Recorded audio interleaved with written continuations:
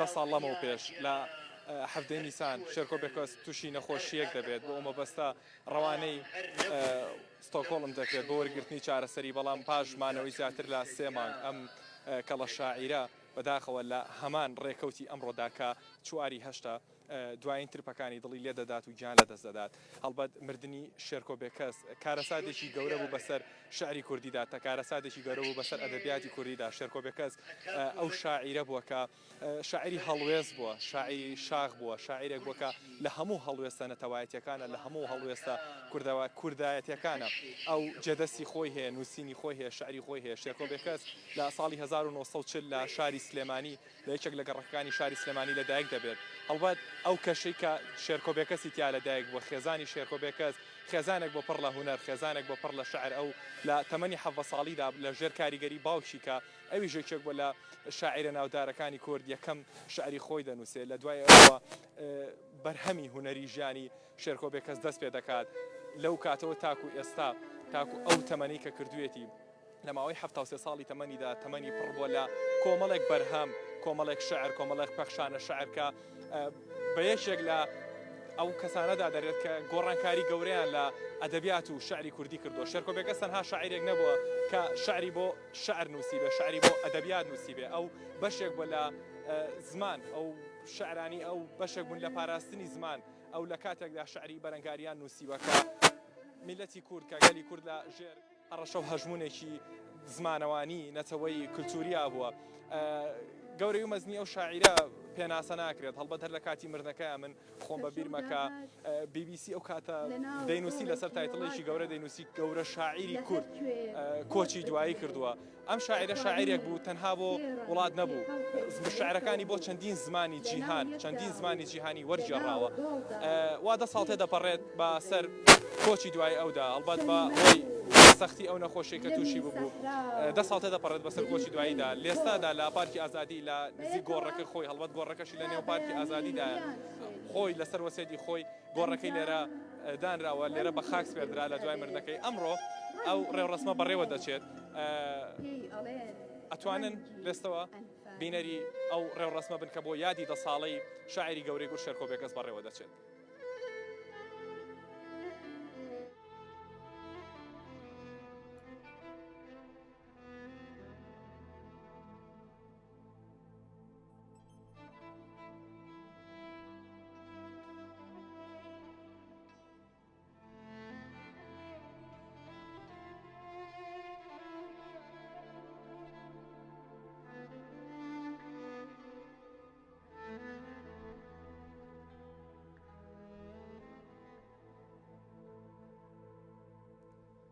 ئێوارەتان باش میوانە ئازیزەکانی ئەم یادە بەخێر بێن، ئێوە وەفاداریتان لێ ئەچۆڕێ، ئێوە ئەهلی عاشق و ئەهلی شعر و ئەهلی هەڵوێست و میهرەبانین.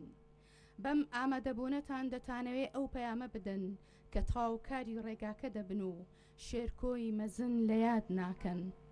سوپاس بۆ ئەو هەموو بارانی خۆشەویستیەتان. دووبارە ئێوارە باش و خۆش هاتن. ئامادەبوانی بەڕێز و خۆشەویست، میوانە ئازیزەکانی ئەم یادە، بۆ ڕێزگرتن لە ڕۆحی پیرۆز و هەمیشە زیندوی شێرکۆی مەزن، بۆ تەواوی هەموو ئەو هونەرمەند و ڕۆشن بیرانەی کە جیان هێشتوین، بۆ شەهیدانی ئەم نیشتیمانە بەفەرمون چەند ساتێک بە پێوە ڕادەوەستین و ڕێز دەنوێنین.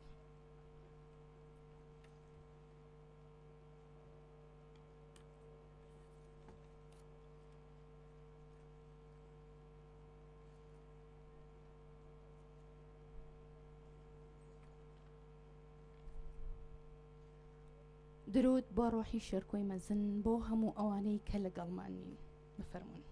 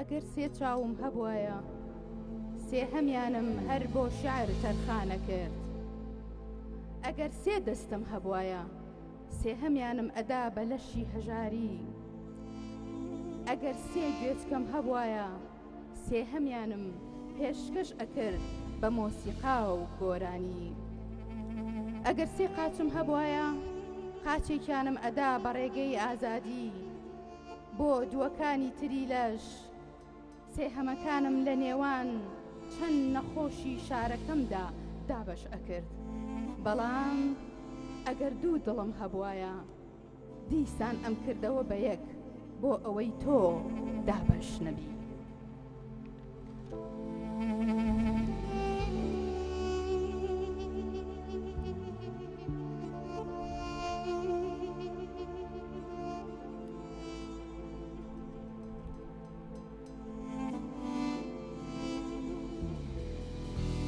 ئامادەبوانی بەڕێز و خۆشەویست میوانە ئازیزەکانی ئەم ئێوارە یادەمان ئێستاش تاجەگوڵینەی ڕێز و وەفا و خۆشەویستی لەسەر ئارامگەی شێرکۆی مەزن دادەنرێت سەرەتا بەڕێز وەزیری ڕۆشنبیری بەڕێز حەمەی حەمەسەعید با بفەرمێت بۆ دانانی تاجەگوڵینەی ڕێز و وەفا و خۆشەویستی لەسەر ئارامگەی شاعیری مەزن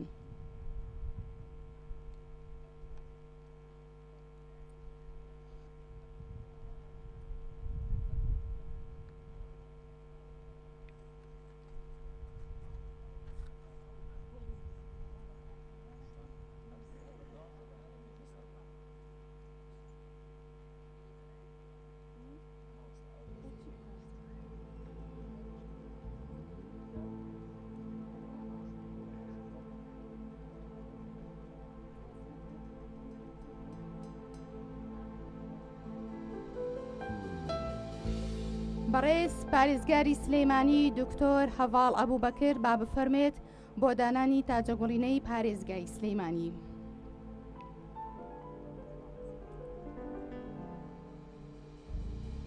بەڵێ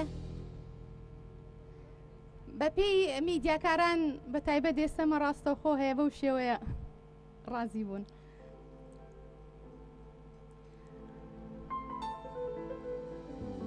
ڕێکخراوی شار بۆ گەشەپێدانی مرۆیی با بەڕێزیان بفەرمون بۆ دانانی تاجەگوڵینەی وەفاداری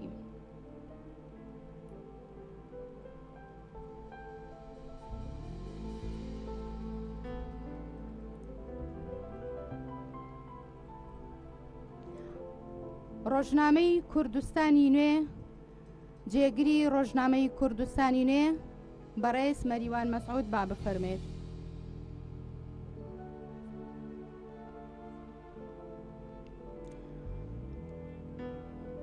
بەڕێز مەکتەبی ڕێخستنی پارتی دیموکراتی کوردستان سلەیمانی بەڕێز کاک فازڵ با بفەرمێت بۆ دانانی تاجەگوڵینەی وەفاداری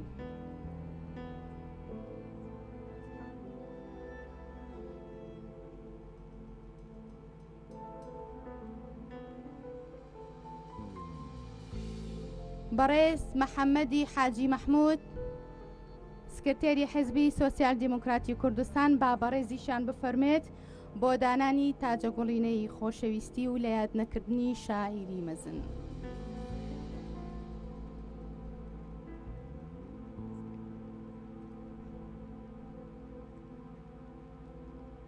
سوپاس بۆ گوڵەکانتان سوپاس بۆ وەفاداریتان هەر بەڕێزێکی تر گوڵی پێیە دەتوانن ئێوەش بەشدار بن و گوڵەکانتان لەسەر ئارامگای شاعیری هەرگیز لە یاد نەچوودا بنێن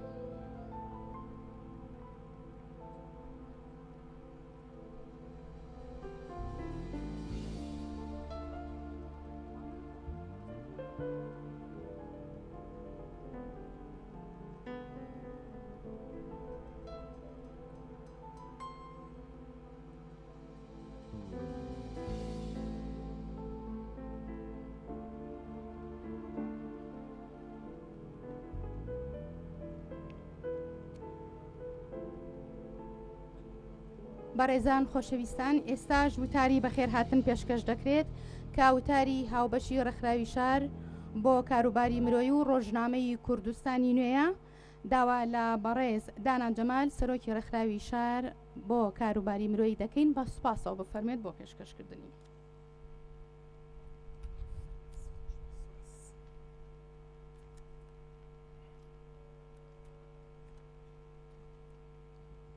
کاتتان باش بەڕێز وەزیری ڕۆشنبیری حکوومەتی هەرێمی کوردستان، بەڕێز پارێزگاری سلێمانی، بەڕێز سەرۆکی ئەنجومەنی پارێزگای سلێمانی، بەڕێزان نوێنەرانی دام و دەستگا حکومی و حیزبی و ڕێکخراوەکانی کۆمەڵگەی مەدەنی و دەستگاکانی ڕاگەاندن و هونەرمەندان و ڕۆشنبیران و کەسایەتیە بەڕێزەکان، میوانە ئازیزەکانی یادی مامۆستا و شاعیری هەمیشە لە یاد نەچوومان مامۆستا شێرکۆ بێکەس، بە ناوی ڕێکخراوی شار بۆ گەشەپێدانی مرۆیی و ڕۆژنامەی کوردستانی نوێوە بەخێراتتان دەکەین بۆ ئەم یادە بەخێر بێن بۆ ڕێزگرتن لە میراتێکی گەورەی ئەدەبی گەلەکەمان. ئێمە ئەگەرچی هەمیشە مامۆستا شێرکۆمان لە یادا، بەڵام بە پێویستی ئەزانین بە هەستێکی نیشتیمانی لە داهەمین ساڵی یادی کۆچی ئەم گەورە ئەدیبەدا ئاوڕێک لە ناوی مامۆستا و شاعیری گەورەی کورد شێرکۆ بێکەس بدەینەوە و یادی شایستەی بۆ بنیاد بنین. بەڕێزان، زمانی مامۆستا شێرکۆ چونکە بە بۆنی خاک و لە ژێر سێبەری کەش و کێوی کوردستان بەکانی و ئاوی نیشتیمان گۆش کراوە، شارەزایی هەموو کۆسپ و هەموو کۆست و هەموو زامێکی و برینی گەلەکەی بوو. چیرۆکیەکیە پڕە لە خەون و ئاواتی کوردایەتی، یاداشتێکە پڕە لە ئازار و نەهامەتی و خەبات. مامۆستا شێرکۆ شعرێکی زیندوو، قەسیدەیەکی نەمری بێکۆتایە، خۆری ئەو ئاوان نییە و ڕووناکی ئەو هەمیشە بەسەر ئەدەبیاتی ئێمەوە ئەدرەوشێتەوە. بۆیە چەندە یادی ئەم زاتە بکەینەوە، هێشتا کەمە و بۆ بەرزڕاگرتنی خەبات و خزمەتی نووسینی ئەم نووسەرە دەوڵەمەندە هەرچی بڵێن و بنووسین هێشتا حەقی خۆیمان پێ نەداوە. لە کۆتاییدا بە پێویست ێزانم بە ناوی ڕێکخراوی شار و ڕۆژنامەی کوردستانی نوێوە سوپاسی دەستگای میدیای کورسات بکەین کە سپۆنسەری میدیایی ئەم یادەی گرتوۆتە ئەستۆ. زۆر سوپاس بۆ کۆمپانیای فۆکس فایر بۆ ڕکلام و ڕێخستنی کۆربەند و پێشانگا کە هاوکارمان بوو بۆ دیزاین. زۆر سوپاس بۆ بەڕێز کاکەڵۆ بێکەس کە وەک خانەوادەی مامۆستا شێرکۆ بێکەس لە سەرەتاوە مەراسیمەکەەوە تاکو ئێستاش زۆر بە میهرەبانی توانی لەگەڵمانە بەشدار بێت، هاوکارمان بووە. زۆر سوپاس بۆ بەڕێوەبەراتی باخچەکان کە لە پارکی ئازادی یارمەتیان ناین. زۆر سوپاس بۆ سەرجەم کەناڵەکان و ڕاگەاندکاران و فۆتۆگرافەران کە لەم یادەیە ئامادەن. زۆر سوپاس بۆ شاعیرە بەڕێزەکان خۆبەخشەکان کە لەم یادەدا ماندوو بوون، بە تایبەتی مام هەژار کە پێشنیازی بۆمان کرد ئەم یادە بکرێتەوە. دووبارە بەخێر بێن سەر چاوان.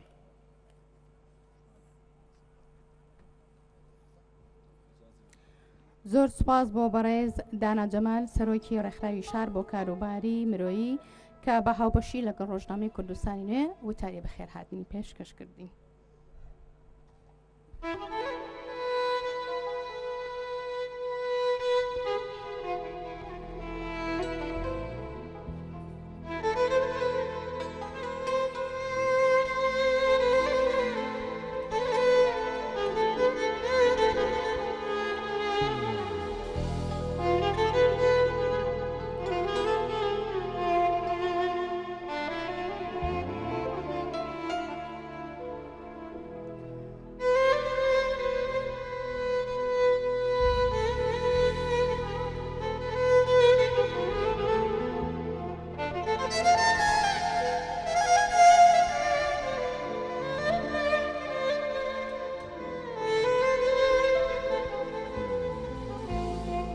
بە پەلکە گیایەک ئەنووسم و دارستانێک ئەخوێنمەوە، دڵۆ پێباران ئەبینم و گوێم لە هاژەی زەریایەکە، دەنکە گەنمێ لەسەر دەستمە و خەرمانێوا لە گیانمایە، تاڵێ قژی یارم پێ و خۆشەویستیم لە پاڵدایە، من ئێستاکە یەک دێڕ شاری نالیم لایە و کوردستانم لەگەڵدایە.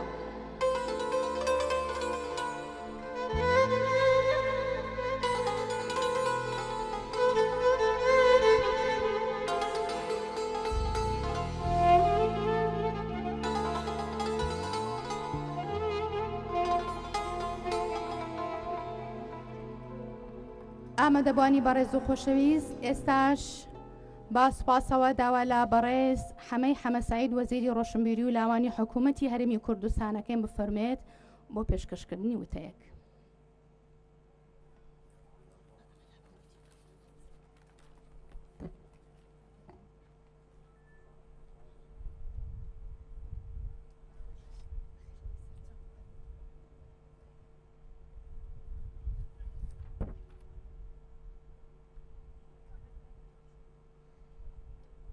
بە نێوی خوای بەخشندە و میهرەبان حەزرەتی مەولەوی لە چوارینەیەکا دەفەرمێ هەرچی دیوە چەم شیوە سەفەردا هەرچی مەوینی هانە گوزەردا هیچ کەس حاڵی نەبی و هیچ نەفامە ئەو پێچیش بێرد و ئێپەی چێژامە. میوانان و ئامادەبوانی بەڕێز سڵاوتان لێبێت و ئەم کاتەتان باش ئامادەبوونتان لە بۆنە و یادێکی وادا نیشانەی وەفاداریتانە بۆ مرۆڤە خاوەن بیرەوەری و بەهرەدار و بەرهەمدارەکان. ئەو پارچە شێعرەی حەزرەتی مەولەوی خوێندمەوە مەولەوی ناسان دەڵێن ئەمە پرسیارێکی معریفیە و خراوەتە بەردەم کۆمەڵ. ئەم پرسیارە معریفەی حەزرەتی مەولەوی تا ئێستا دیاربێ وەڵامێکی ئاشکرای نییە، بەڵام لەگەڵەوەشا دەڵێن کەسێک شێوە وەڵامێکی داوەتەوە کە بە هەزاران میل لە زەیدی مەولەویەوە دوورە، ئەویش تاگورە، شاعیری پایەبەرز تاگوری هیندی. تاگور چی دەڵێت؟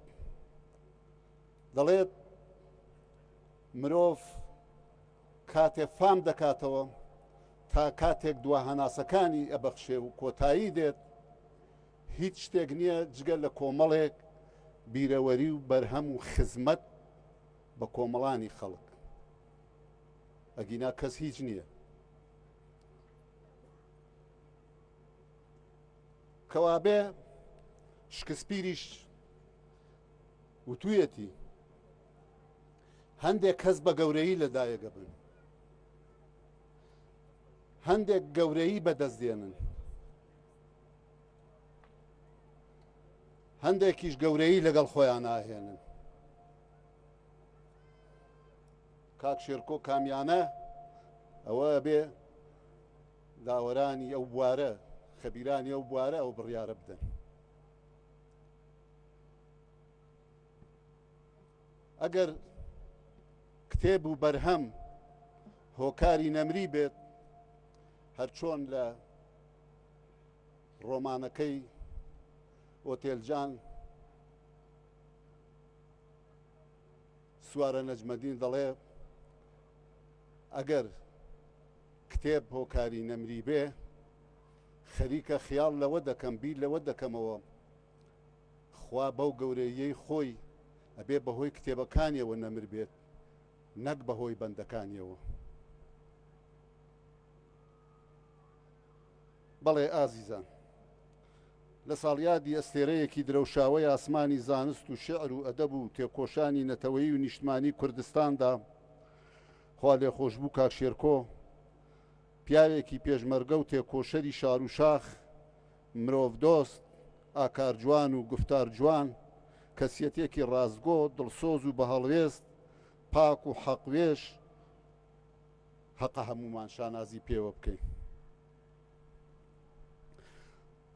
ساڵانی تەمەنی ئەم پیاوە لێوان لێوە لە جوانی و مەردایەتی، لە بەئەمەکی و وەفاداری، لە وێناکردنەوەی ڕازگۆیی و ئەرزشە ئینسانیەکان. هەر لێرەشەوەیە مێژوویەکی پڕشانازی تۆمار کرد و لە دەواازەیەکی فراوانەوە نازنامەی مەردایەتی و وەفاداری هەڵگرت.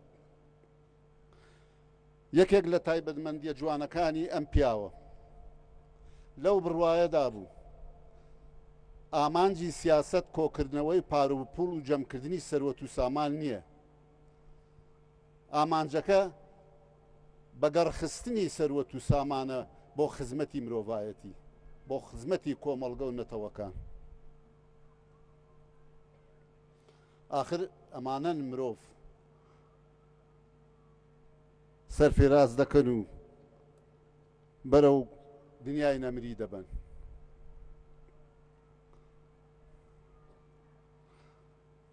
دڵنیاین کاک شێرکۆ لە ڕێ یادەوەریە جوانەکانیەوە هەمیشە لە ناوماندایە.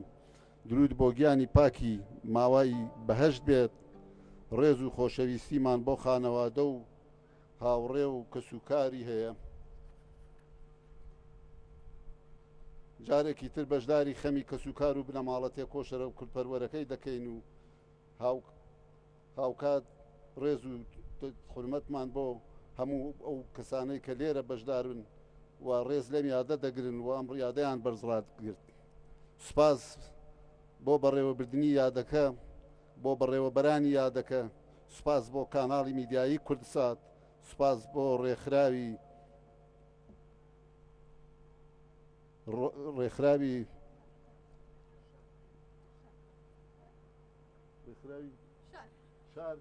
لقی ئەدیبان، ڕێکخراوی شار لقی ئەدیبان، هەروەها سوپاس بۆ کوردستانی نوێ، سوپاس بۆ هەمووتان یەک بە یەک. جارێکی تر بەخێر بێن و یادی کاک شێرکۆ بەرز بێت و سڵاو و درود بۆ ڕەوانی پاکی کاک شێرکۆ و هەموو شەهیدانی ڕێگای ڕزگاری کورد و کوردستان.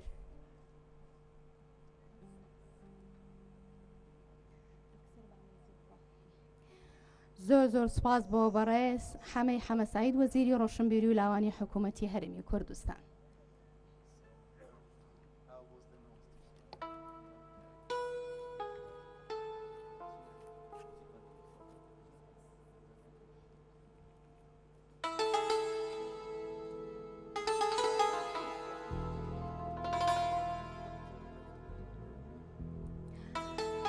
ئامادەبوانی بەڕێز و خۆشەویست، ئێستاش داوا لە بەڕێز دکتۆر هەڤاڵ ئەبووبەکر پارێزگاری سلەیمانی دەکەین بە سوپاسەوە بۆ پێشکەشکردنی وتەیەک.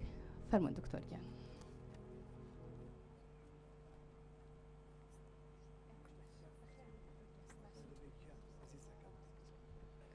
بە ناوی خوای بەخشندەی میهرەبان، بەڕێزان خۆشەویستان، خانە خوێکانی یادی دە ساڵەی کۆست و کۆچی مامۆستا شێرکۆ بێکەسی مەزن.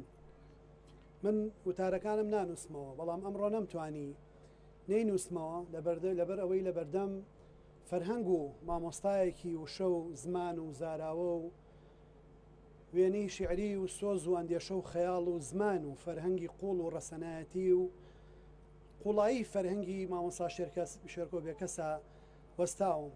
ئاستەمە لە پۆلێکی وایە بیت و لە بەردەم مامۆستاگەلێکی وەکو ئێوە و مامۆستا شێرکۆ بێکەسابی تەنیا پشت بە زەینی کوێری خۆم و بە ئاوەزی نابیرکەرەوەی خۆم ببەستم، بۆیە لێم قبوڵکەن کە ئەو چەند وشەی نووسیومە بتوانم بیخوێنمەوە. شێرکۆ بێکەس دەڵێ من خۆم دزراوم و هەر خۆیشم دز دەکەم، من خۆم برسیم و هەر خۆیشم چەتەکەم، چی ماوە من بیڵێم، من ئێستا بە پەنگبووی دنیام و هەر خۆیشم پەنەکەم. 10 ساڵە وشە بێناز و فەرەنگ هەتی و سەردەم سارد و سەرامات و شەعب بێکەس، پاشی ئازادی بێڕەنگ و دەربەندی پەپولە پڕ لە مەرگ و هەڵبەست بێتریفە. 10 ساڵە سلێمانی لە کۆستی خەم و شایی نەمریدایە. 10 ساڵە کولتوری نیشتیمان کوڕ و ئازادی بریندار و دەنگەکان کپ و ژنان لە جاران بێکەسترن. قەڵەم ڕەشپۆش، کاغەز ژاکاو، تەپڵەک بێسووتوی جگەرە، چاویلکە چاوی ون بووە، هەنگاوی شپەکانی خۆی سلێمانی شێرکۆ بێکەس. ئەمڕۆ بێکەس لەگەڵ نالی دادێت و لە قەلەندەرخانەکەی پیرەمێردەوە بەرەو کۆڕی یاران دێت، بەرەو پاشی ئازادی دێت. بێکەس لە بێکەسی دەخات، دەبێتەوە بە ورەی هێزی پێشمەرگە و بە تەتەری کارەساتەکەی هەڵەبجە و باڵای لەگەڵ باڵای شەهیداندا دەباتە لووتکەی هەڵوێستی ئینسان و ئەو دەکاتەوە بە گەروی تاساوەکانی وڵات و لە میوانی خانەخوێی خودای گەورەوە دێتەوە سەر کورسیەکانی ناو خەڵکە خۆر ئاساکانی کوردستان و سلێمانی و دەبێتەوە بە دەنگی دزراوی ئێوە و بە ڕەنگی هەڵبڕسکاوی ئێوە و بە سەنگی دادی نادادی و بە هەنگی شیلەی گوڵەوەریوەکان و پەنگ و پەنگی خۆی و ئێمە زەمانەش دەکات دەبێتە شەنگ و لەگەڵ شۆخانی شەڕڤاندا سەما دەکات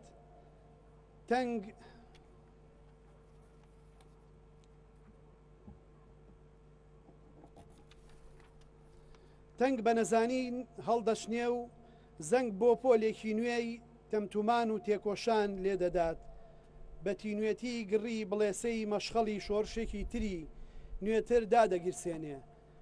شێرکۆ ئەمڕۆ ئەو بۆشاییە گەورەیە کە بەداخەوە تا ئێستا پڕ نەکراوەتەوە. ئومێ دەکەم هەمومان بەو بیر و ڕێچکەی ئەو دەستەیە دەستیان پێکرد ئەم کاروانە تەواوکەین ئێوە شاد و ئاسوودە بن. زۆر سوپاس بۆ بەڕێز پارێزگاری سلەیمانی دکتۆر هەڤاڵ ئەبووبەکر. ئامادەبوانی خۆشەویست لەم بەشەدا ئاماژە بە بەشێکی کەم لە یەکێک لە نامەکانی مامۆستا شێرکۆ بێکە زەدەین کە لە نێوان خۆی و هاوڕێی تەمەن مامۆستای ئازیز ڕەوف بێگەردا ئاڵوگۆڕیان کردو و تێیدا باس لە ئەزمموی خۆیان و باز لە ئەدۆنیسی شاعی دەکەن. شێرکۆی مەزن دەڵێت بێگومان بۆ چوونی سەیری هەیە لەسەر شاری ئەدۆنیس ئێمە تەنها بەشێک هەڵەبژێرین. تێیدا ئەڵێت لێکدانەوە و ڕوانینی ئەدۆنیس بۆ شعر و زمان یەکێکە لە ڕوانینەکان و مطلق نییە. 1001 چێژ و بیری جیاواز لەم بارەیەوە ئەبینین. من لە یەک کاتدا بۆ خۆم و جەماوەریش و هەڵبژاردەیش ئەنووسم. ئەمە ڕای منە. حەز نە بە تەجروبەی زمان و نە بە تەنها بە هەڵبژاردنیش دەکەم.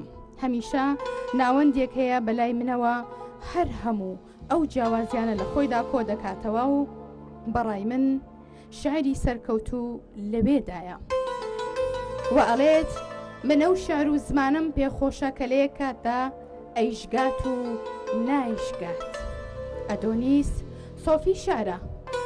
ڕۆژێک لە ڕۆژان بە جەستەی خۆی لەناو هیچ کام لە کارە ساتەکاندا نەژیاوە. ئێمە ومانان مێژوومان جیاوازە. من شاعیرێکی خاک و خەڵکم و شاعیری ئەو کارە ساتانم کە هەرگیز ئەدۆنیس نەیدیوە.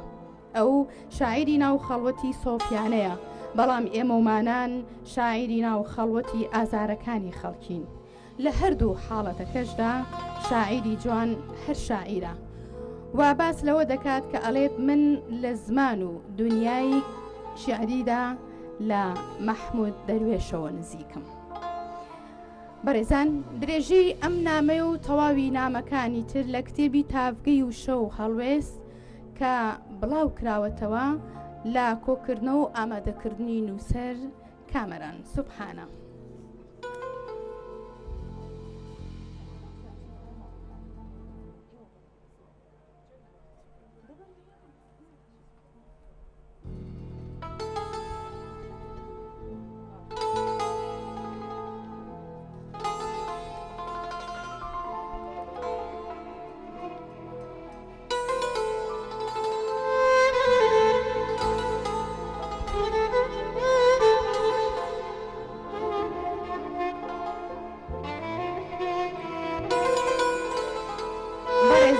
خۆشەویستانم، ئێستاش لە تەقسێکی بچووکە دەمانەوێت دەمۆم لەلایەن دە شاعیرەوە دابگیرسێنین. عالم سروتە تایبەتەتە دەمانەوێ ئەوە بڵێین کە دنیای شاری ئێمە بە فۆرمێکی تر و بە پەیڤێکی تر و بە هەناسەیەکی جوداترەوە بەردەوامە. ئەمانەوێت هەموو ئەمانە بە گوێی ڕۆحی شاعیرە باڵا بەرزەکەی نیشتیماندا بچرپێنین و پێی بڵێین ئەی شاعیرە مەزنەکەی نیشتیمان، تۆ بن و ئارام بن و دنیای ئەدەب و شعر و هەڵوێست بەردەوامە.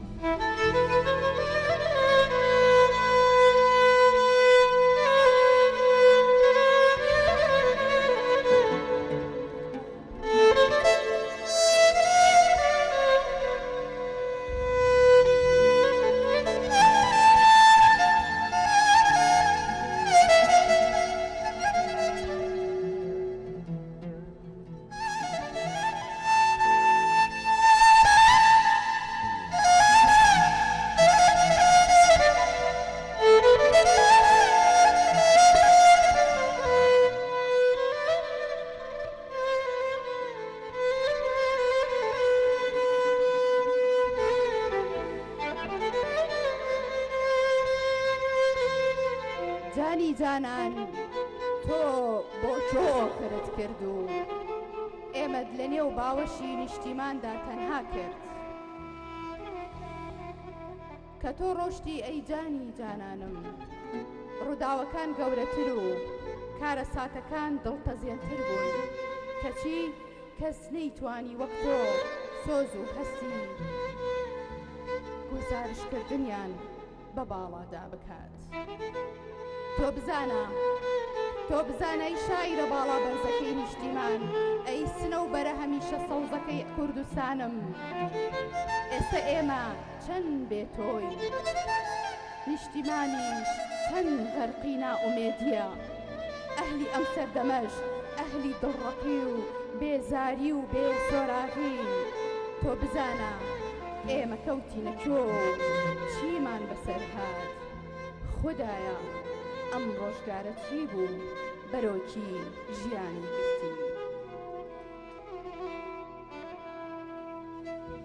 گرتی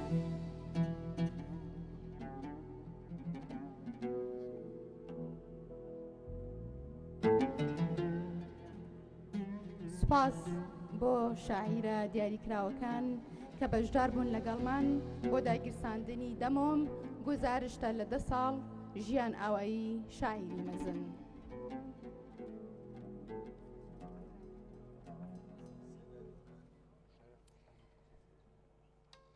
ئامادەبوانی بەڕێز و خۆشەویست دەچینە لای بەشێکی تری پرۆگرام پێشکەشکردنی بەرهەمێکی گۆرانیە کە لەلایەن شنیار ئەنوەرەوە دوو بەرهەم ئامادەکراوە و پێشکەشتان دەکرێت لەسەر وەسێتی شێرکۆی مەزن کە لە وەسێتنامەکەیدا داوا ئەکات بە هەمیشە گوێم لە میوزیک و ئاواز و گۆرانی بێت دەمانەوێت ئەم بەشەی وەسێتنامەکەی بۆ جێبەجێ بکەین بفەرمونون بە چەپڵەکانتان باشن یارخان بانهێشتی سەر ستەیج بکەین و ڕۆحی شێرکۆی مەزنیش ئاسوودە بکەین.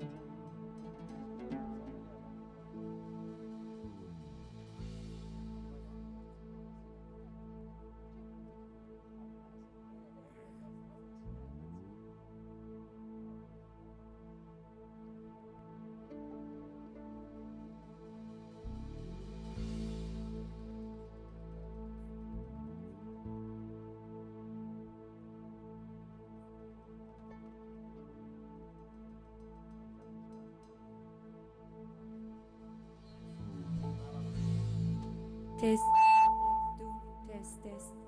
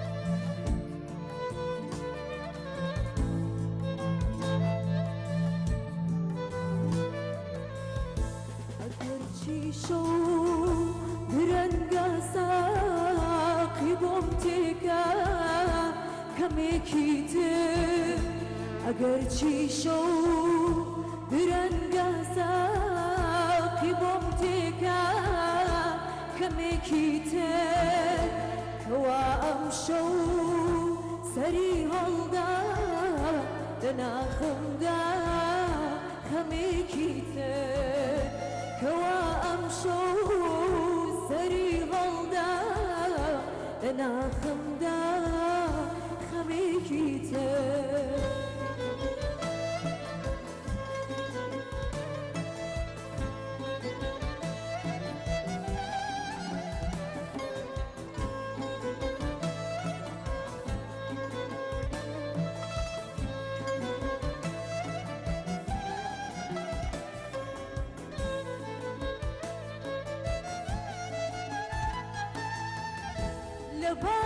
لبادام جماتر كام من يدينو يجدر سوتا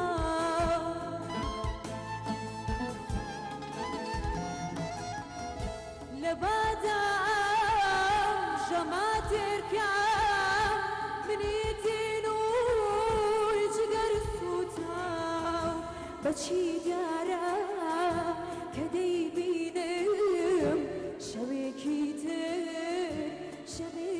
تر بچي ديارا كدي بينم شبكي تر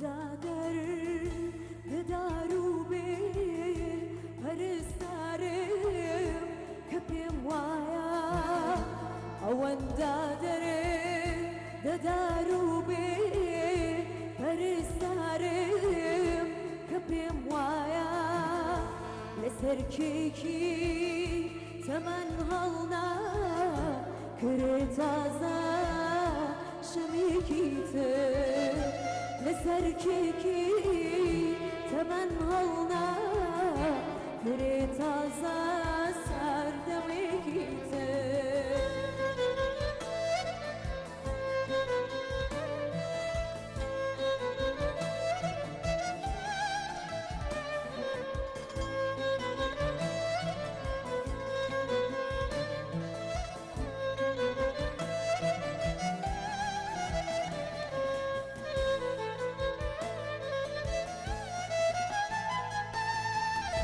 قليكم روج قاريتا نشيل الراكب يموايا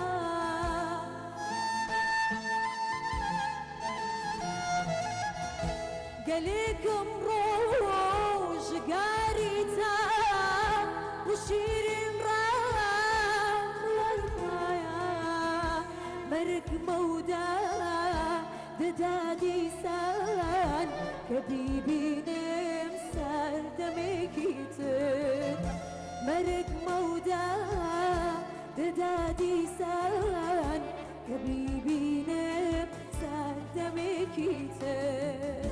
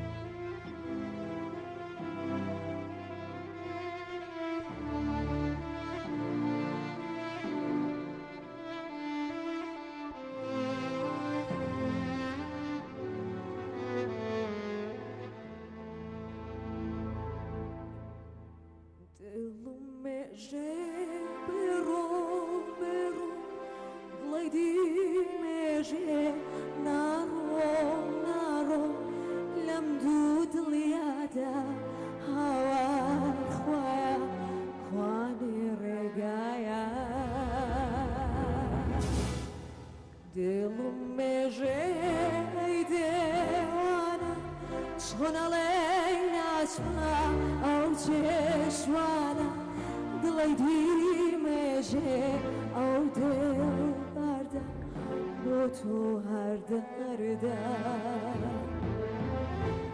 دەستە وەشنۆوە دۆشتەمە و لە نێوان دوو بەردە شەمە و سیس و زەگوەگەڵەڵای بێ ئەو سەر لێ شاوێ چەند جار سەرت باشان ماوناوە پەیمانی دڵداریت پێم داوە یاری من بێتە دنیا ماوە بۆچی باداوە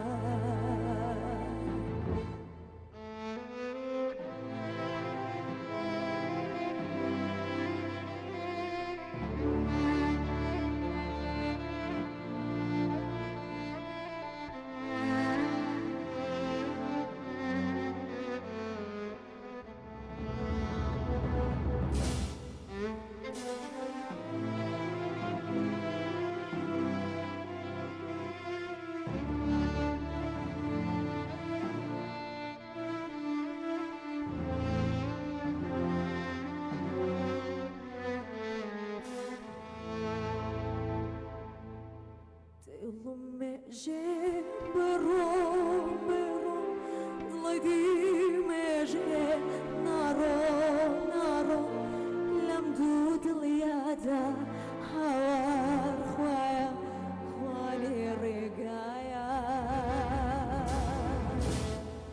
دڵم مێژێ دێوانە چۆن ئەڵێی ناچمە ئەو جێشوانە دڵی دیمێژێ ئەو دڵبەردە بۆ تۆ هەر دەردا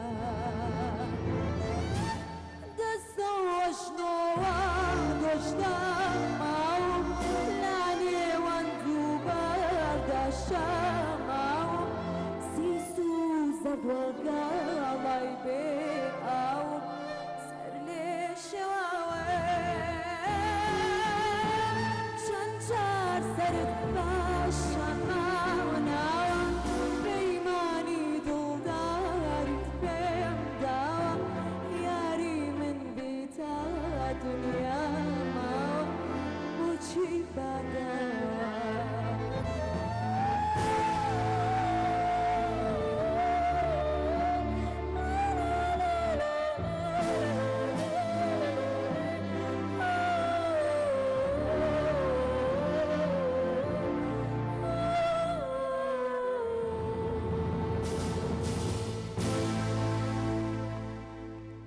زۆر سپاس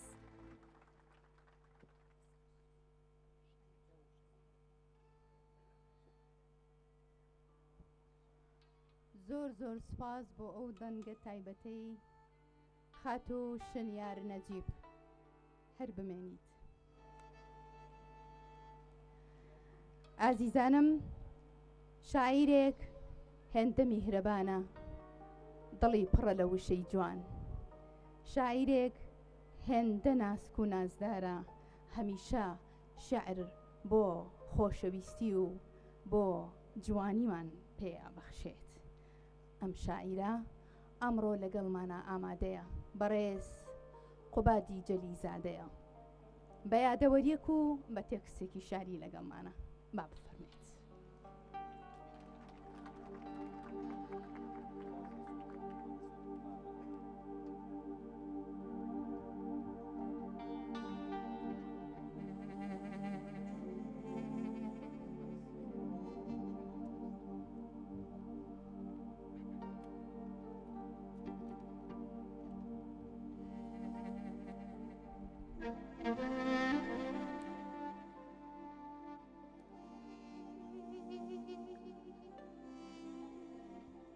ئێوارەتان باش ڕەوانی شاعری گەورە مامۆستا شێرکۆ بێکەس شاد دیارە هەمومان پێگە و پایە و پلەی شاعرێکی گەورەی وەکو مامۆستا شێرکۆ ئەزانین بەلای ئێمەوە مامۆستا شێرکۆ بێکەس تەنها شاعیرێکی گەورەی کورد نەبووە بەڵکو شاعیرێکی گەورەی کورد و ناوچەکە و جیهانی بووە. ئەگەر مامۆستا شێرکۆ بێکەس وەکو شاعیرەکانی دیکەی دنیا ناوبانگی دەرنەکرد بێ تاوانەکەی هەر ئەوەیە کە کوردە. کوردبوون و قوربانیدان جمکن نەک هەر مامۆستا شێرکۆ تا ئێمەی کورد نەبین بە خاوەنی دەوڵەتێکی سەربەخۆ شاعیرە گەورەکانمان شێوەکارە گەورەکانمان شانۆکارە گەورەکانمان هەر هەموو وەکو مامۆستا شێرکۆ دنیا بە کزی سەیریان دەکات. کردنەوەی ئەو گرێچێرەی ئێمە تەنها بنیادنانی دەوڵەتێکی کوردی سەربەخۆیە. بەر لەوەی قەسیدەکەم بخوێنمەوە حەز دەکەم هەڵوێستێکی جوان مردانەی مامۆستا شێرکۆ بجێڕمەوە کە لەگەڵ خۆمدا نواندوێتی. لە کۆتایی ساڵی 2010 دەستگای ئاراس کتێبێکی بۆ چاپ کردم بە ناوی ستیانی بەفر پڕە لە ڕیشۆڵە. لە ناو ئەو کۆمەڵە شعرەدا قەسیدەیەک هەبوو بە ناوی خودا دەیەوێ پشوو بدە. ئەم ناونیشانە لێکدانەوەی هەڵە و نالۆژیکی زۆر بۆ کرا. دیارە ناونیشانی خودا ئەوێ پشوو بدە خۆم لە دروستکراوی خۆم نییە بەلکو ئەگەر بگەڕێنەوە بۆ تەورات کە کتێبێکی ئاسمانیە لە سفری تەکوینە لە یەکێ لە ئیسحاحەکان دەڵێ با دەقەکەەوەی خۆی بخوێنمەوە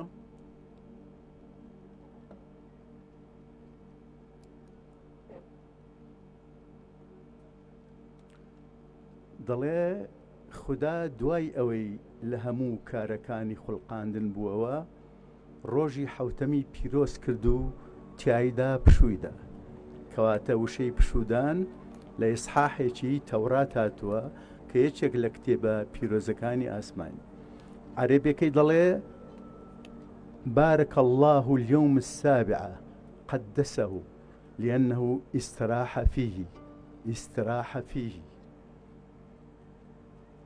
استراح فيه من جميع أعمال الخلق. کەواتە ناونیشانەکە دروستکراوی خۆم نییە بەڵکو یەکێکە لە فەرمودەکانی خودا کە لە تەوراتە هاتوو. شێرکۆ بێکەس.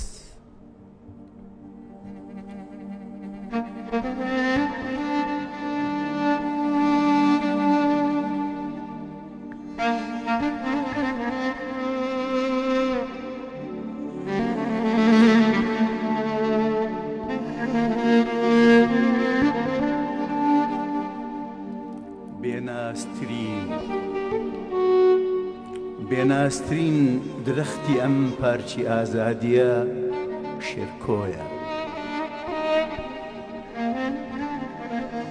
بێناسترین درەختی ئەم پارچی ئازادیە شێرکۆیە.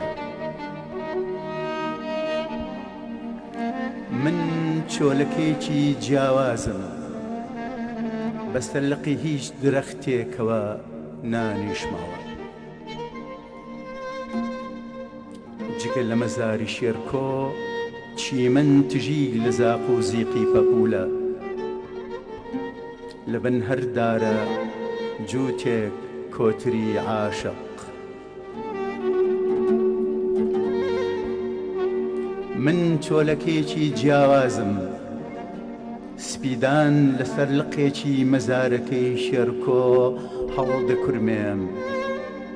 فنجانێک قاوە و پاکەتێک جگەرە و ڕۆژنامەیەکی باخچەی بۆ دەبەم.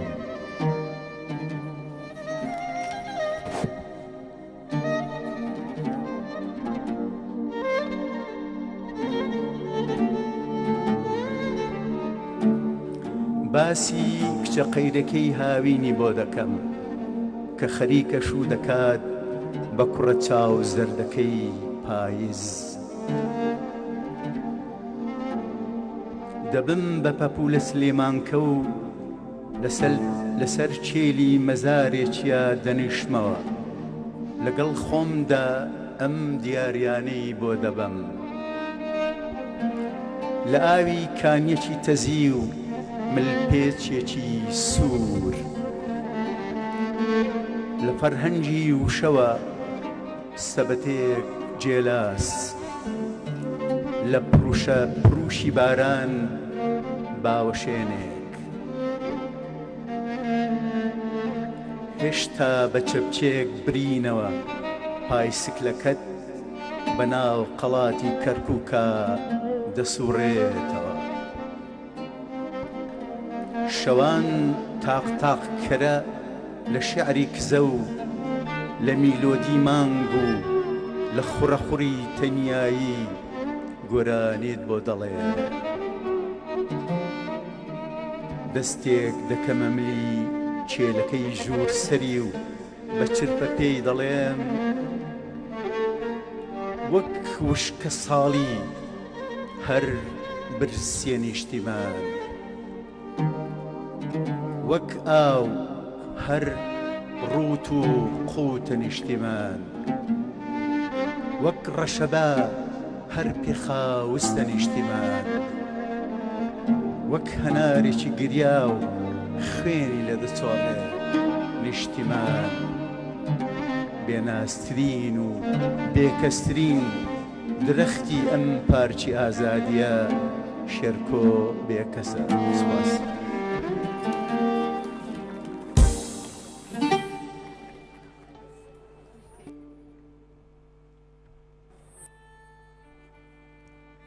سوپاس بۆ هەستە جوانە، سوپاس بۆ ئەو هەموو پەیفە. بەڕێزان، ژنێک باڵا لە شیعری کوردیدا لەگەڵمانە، خاتوو کەژاڵ ئەحمەد. با پێم وابێ 2 دەقی شاری ئامادەیە پێشکەشمان دەکات. با بفەرمێت.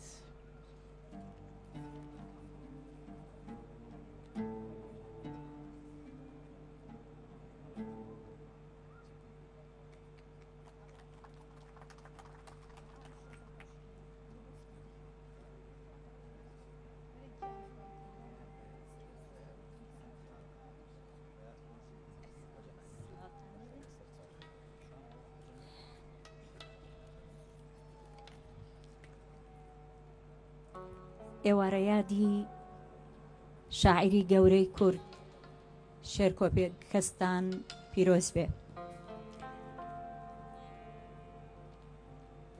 هەموو جارێ ئەم شارە ئومێد بەخشە بۆ شاعیران، دووپات یەکاتەوە کە شاری شاعیرانە. کام شار بەو هەموو دڵە پڕ لە خۆشەویستیەوە یادی شاعیرێکی گەورەی خۆی ئەکاتەوە.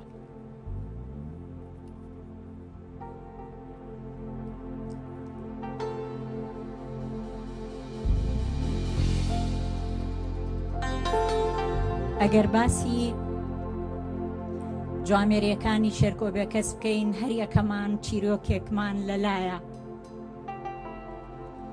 بێگومان چیرۆکی جوامێری ئەو بەرامبەر بە من ئەوە بوو، من لە وەزارەتێک فەرمانبەر بووم کە هیچ پەیوەندی بە تواناکانمەوە نەبوو، لێ خاڵا نەبێ کە خزمەتکردنی مرۆڤ و مرۆڤایەتی بوو.